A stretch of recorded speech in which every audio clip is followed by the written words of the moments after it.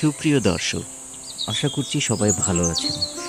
Food venture Facebook page ও YouTube চ্যানেলের নতুন একটি ব্লগে আপনাদের সবাইকে জানাই স্বাগতম।